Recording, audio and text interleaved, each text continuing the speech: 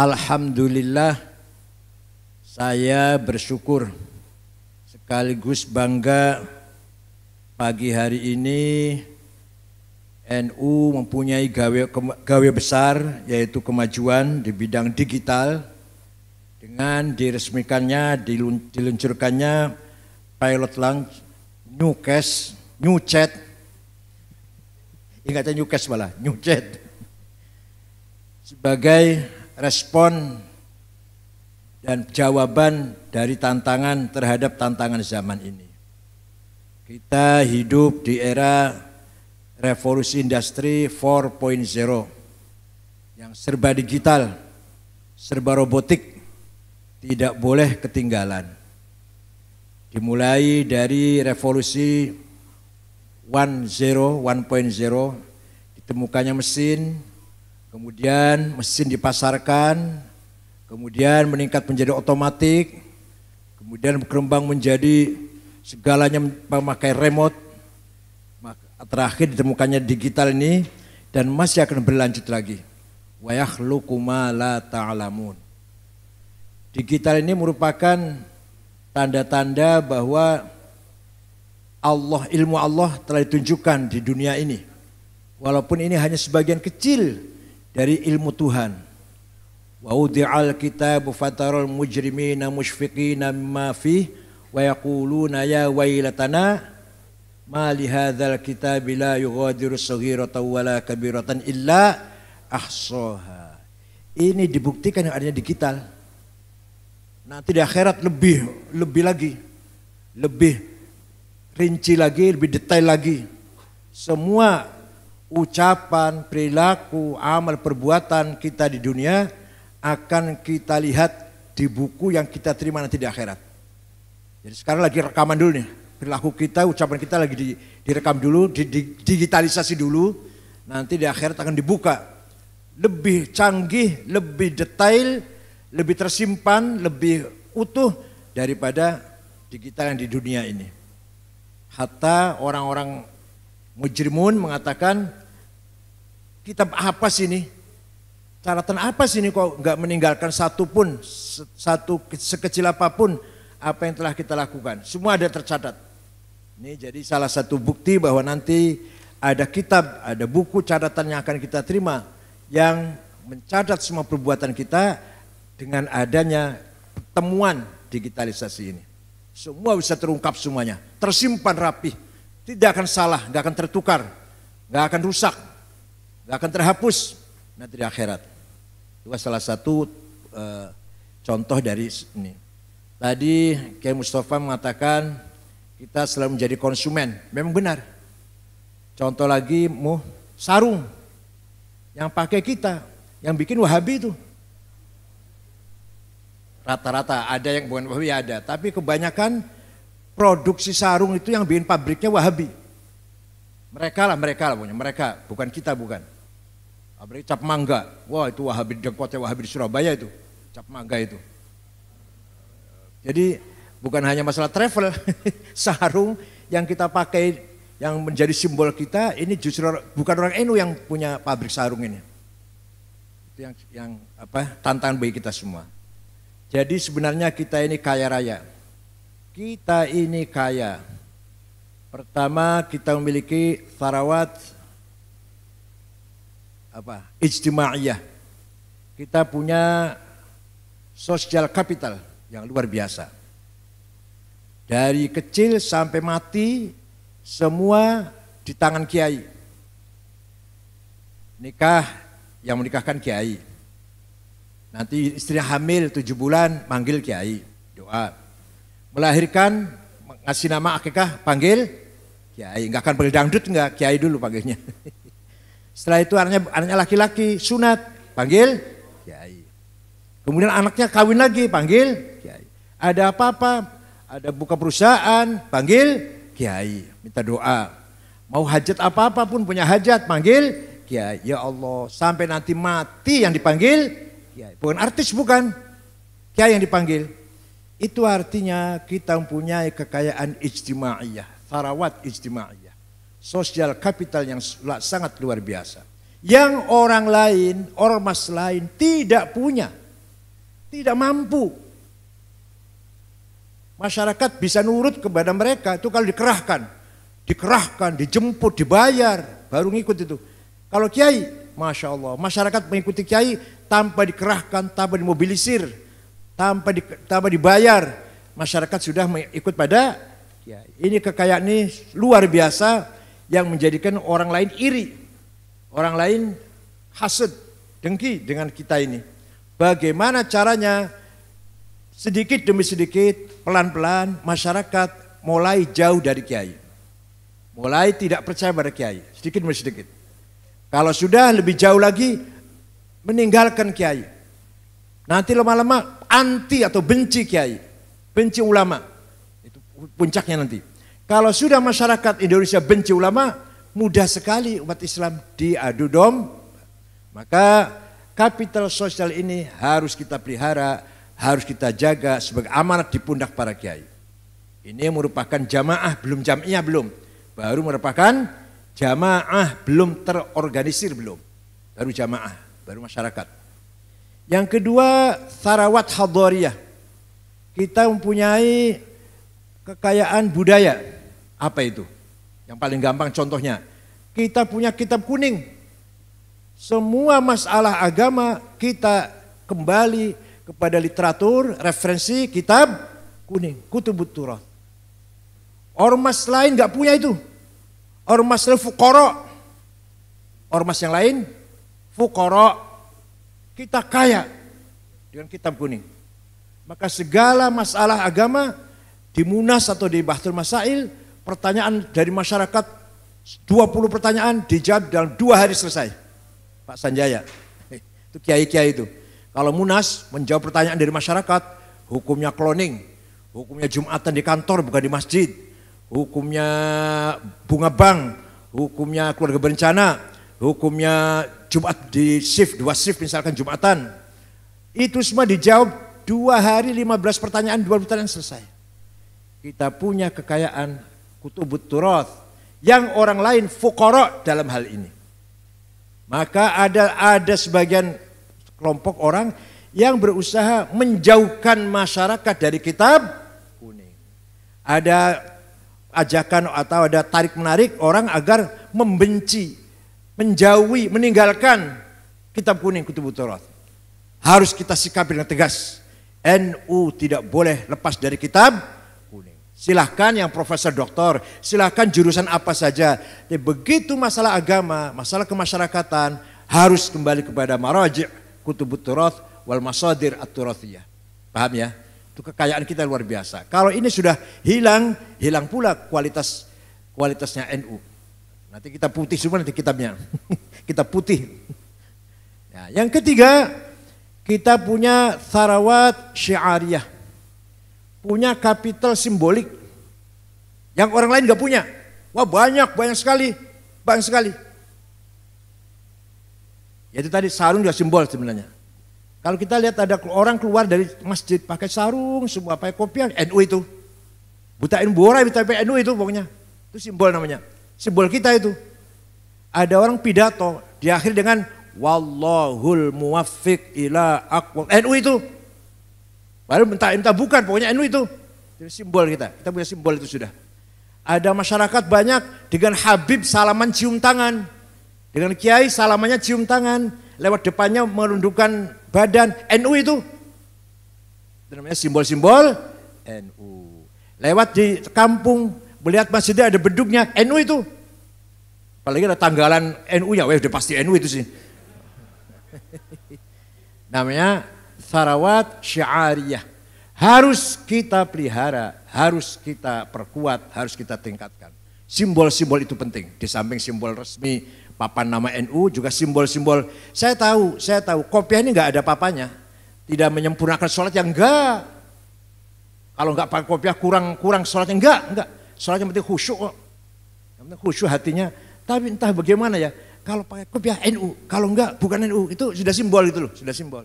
Padahal saya tahu, kita mah tahu lah, apa sih kopiah ini? Tidak menambahkan khusyuknya sholat yang enggak. Paham nggak? Apalagi kalau kopiahnya hitam campur coklat lah, yang baunya nggak enak itu, Itulah simbol itu. Nah, itu namanya sarawat sya'ariyah. Nah, yang lumayan punya, lumayan mulai kita memiliki sarawat sia-sia. Kapital politik itu kita mulai lumayan nih, lumayan. Wapres NU, Gubernur Jawa Timur NU, Wakil Gubernur Jawa Tengah Gus Yassin NU, Bupati Wali Kota, Bupati Cirebon NU ya, Bupati Cirebon NU, lumayan. Walaupun belum bisa mewarnai sistem birokrasi pemerintah. Orangnya sudah NU, bupatinya sudah NU, tapi belum bisa mewarnai birokrasi dengan ala NU atau dengan semangat NU. Wapresnya NU, tapi Wapres belum mampu mewarnai saja dulu birokrasi yang punya semangat Nahdlatul Ulama, semangat santri lah, belum bisa itu, jauh masih. Baru lumayan Wapresnya NU, Gubernur NU, Bupati NU, tapi belum bisa mewarnai manajemen atau semangat manajemen santri, semangat birokrat santri itu belum bisa sampai ke sana. Dulu yang membangun pusat-pusat politik tuh para wali songo. Yang bangun kota Cirebon Sunan Gunung Jati, penguasa kota Cirebon, penguasa kota Banten Hasanuddin, penguasa Demak Raden Fatah, penguasa Surabaya Raden Sunan Ampel. Begitu ceritanya, kemudian datanglah penjajah, kiai-kiai meninggalkan pusat-pusat perkotaan demi menyelamatkan akidah dan syariah dan akhlak ke kampung-kampung, ke pelosok-pelosok membangun pesan. Jadi pesantren ini merupakan benteng akidah, syariah, akhlak, tapi masih mempunyai dampak politis. Masih mempunyai bobot politis. Artinya luas loh ya, seluas bukan berarti praktis, bukan berarti kiai kemudian langsung bupati, enggak. Tapi pesantren ini diam-diam, ini kalau bisa memahami omongan saya dalam ini, pesantren bisa diartikan penguasa-penguasa di tengah-tengah masyarakat. Kerajaan Kempek, kerajaan Buntet, kerajaan Babakan, kerajaan Arjenangun, kerajaan, dikira kumpul-kumpulnya orang pengangguran apa? Pesantren di samping ta'lim, tadris, mengamalkan ibadah, mempunyai bobot politis. Maka bupati yang calon DPR kalau ingin jadi harus datang ke pesantren. Calon bupati kalau mau jadi harus datang ke pesantren. Asal amplopnya coklat. Masa punya putih yang pinggirnya air mel itu yang biru merah itu, ya Allah itu sholawatan ngimami mayit itu sih. Amplop yang coklat gitu loh, coklat yang besar itu loh. Amplop air mel yang pinggirnya merah biru itu sih amplop sholawat ngimami orang mati itu sih. Enggak lepas dari masa lampau. Itu bercanda itu sih, lepas dari masa lampau. Pesantren mempunyai dampak politis, bobot politis. Diakui atau enggak diakui.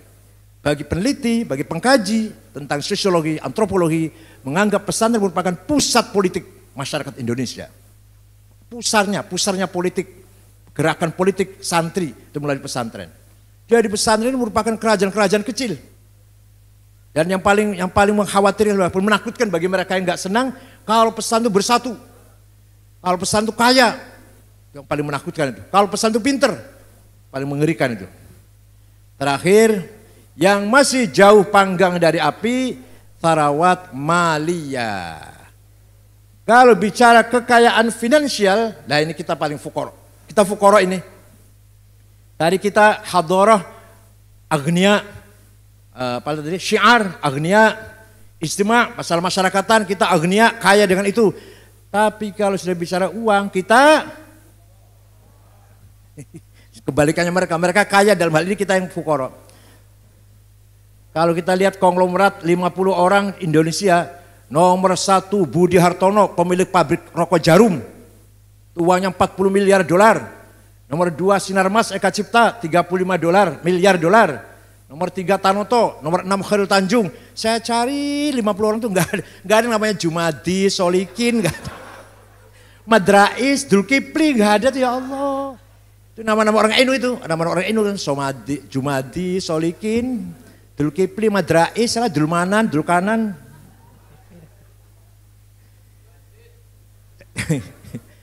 Jadi dalam masalah finansial kita betul-betul masih ketinggal fukoro. Kita belum familiar Pak Sanjaya. Kita ini semua orang NU belum familiar dengan bagaimana memajukan ekonomi. Coba ente bisa membayangkan enggak? Pak Haritanu yang punya MNC, punya TV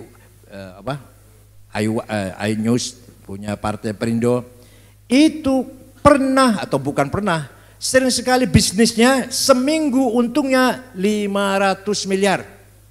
Untungnya seminggu itu. Udah bersih 500 miliar. Coba ayo dagang apa ayo? Ayo dagang apa? Ya embu. Dagang apa ayo? Bisnis apa itu? Ya embu. Dan terus. Dan dia levelnya apa? Sudah internasional. Internasional ini dan yang seperti itu juga banyak. Tapi yang jelas bukan orang NU. Kenapa? Ini kenapa? Saya belain dikit deh. Karena memang kita dilahirkan dari keluarga yang tidak pernah peduli dengan kekayaan. Ayah saya itu Pak Sanjaya pagi ngajar sampai zuhur, zuhur ngajar sampai asar, asar ngajar sampai maghrib, maghrib istirahat terima tamu atau makan malam, lepas isya ngajar sampai jam 10 setengah 11. Gak pernah mikirin dari mana makannya, dari mana sumber hidupnya, gak pernah. Tapi ya makan tuh, makan juga sih. Anaknya 5 ya mondok semua, pesantren semua. Nah kalau ngobrol di kalau sedang duduk dengan anak-anaknya 5 laki-laki semua, kakak saya Kiai Ja'far, saya, Mustafa, Ahsin, almarhum, dan Ni'amillah. Kalau lagi duduk bersama, tidak pernah ayah berbicara, kamu besok sumber rezekinya dari mana? Gak pernah. Kamu nanti kalau sudah besar, sumber hidupnya dari mana? Gak pernah tuh bicara itu. Paling dulu harus pinter, harus lulus, harus sukses. Dalam ilmu maksudnya, bukan dalam dagang. Harus sukses, harus pinter, jangan kalah dengan si Anu, jangan kalah dengan anaknya si Anu, jangan kalah dengan pesantren Anu. Ya Allah, gak pernah diajari, kamu harus cari uang. Gak pernah tuh. Pantesan anaknya gak bisa cari uang. Maka anaknya tidak ada yang bisa cari uang. Ya mudah saya lah, Masya Allah. Apalagi kalau diajari bisnis saham. Wah gak ngerti lagi itu, apa itu saham? Makhluk apa itu saham itu?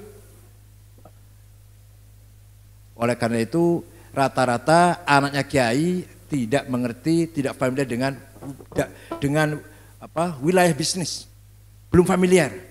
Karena kiainya sendiri, bapaknya tidak sama sekali tidak memberi motivasi, tidak memberi dorongan agar kita kaya, itu nggak ada. Bahkan mereka selalu mengajarkan kesederhanaan. Oleh karena itu kita seperti ini akhirnya. Tapi kita sekarang tidak boleh ketinggalan termasuk di bidang bisnis, termasuk di bidang finance, termasuk di bidang dana, tidak boleh ketinggalan.